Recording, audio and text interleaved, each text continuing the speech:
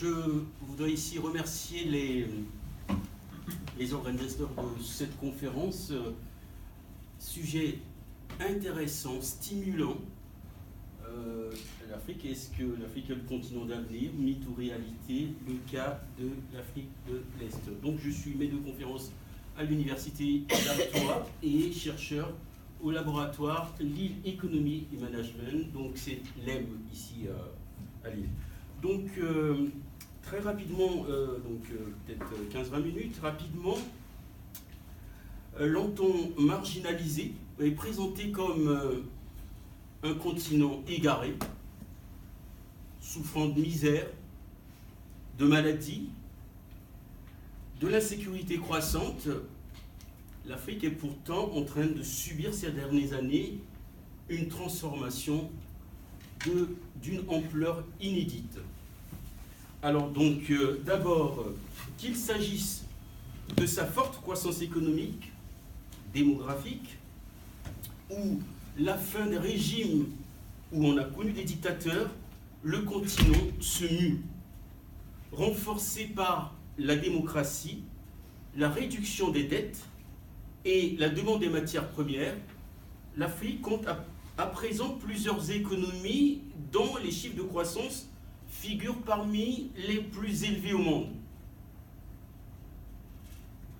Donc, entre 2011 et 2015, selon les statistiques de la Banque mondiale et du FMI, sur les 10 économies les plus fortes au monde, 7 sont en Afrique. Et donc, finalement, cette dynamique de la croissance économique, avec les externalités positives qu'elle génère, donne un espoir au continent. Alors, l'objet de cette conférence n'est pas de trancher entre les afro-pessimistes et les afro-optimistes. Il s'agit plutôt de donner une dimension de la réalité économique et sociale africaine. L'émergence des entrepreneurs africains, de la classe moyenne, les mutations et modernisations importantes au niveau du système bancaire, les nouvelles technologies de l'information et de la communication. Et bien que les transformations s'opèrent au niveau de l'Afrique entière, nous nous appuyons davantage sur le cas de l'Afrique de l'Ouest, pour deux raisons essentielles.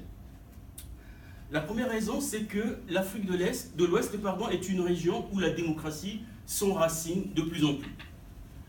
Et deuxième raison, c'est que la CEDEAO, qui est la communauté économique de développement des États de l'Afrique de l'Ouest, a un poids démographique et économique important en Afrique, quand on sait que le Nigeria est quasiment bientôt autour de 200 millions d'habitants et que le Nigeria est la première puissance économique de l'Afrique subsaharienne en 2015. Et maintenant, c'est l'Afrique du Sud. Alors donc le contexte après les indépendances, c'est que la première décennie de l'indépendance, l'État était supposé permettre, en l'absence d'acteurs privés, le passage de l'économie de subsistance à l'économie moderne.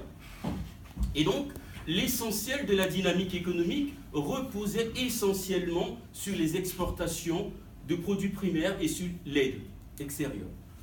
On a constaté un épuisement de ce modèle. Les années 70, l'Afrique était entrée dans une économie d'endettement où l'essentiel de l'investissement venait de l'État. Et puis, cela a causé une faible compétitivité extérieure. Au début des années 80, l'environnement économique n'était pas favorable non plus et on a constaté que les économies africaines étaient fragilisées. Quand on voit au niveau des déficits tant budgétaires que d'opérations courantes, et face à ce contexte difficile, ce qu'on appelle, les économistes appellent la théorie de répression financière, les institutions de Bretton Woods, notamment le FMI et la Banque mondiale, ont mis en place ce qu'on appelle les politiques d'ajustement structurel, ce qu'on appelle les PAS, avec des coûts sociaux énormes. Coupes budgétaires, licenciements, l'État devait faire effectivement une sorte de dégraissage, et de façon à ce qu'on épouse en quelque sorte une économie de marché.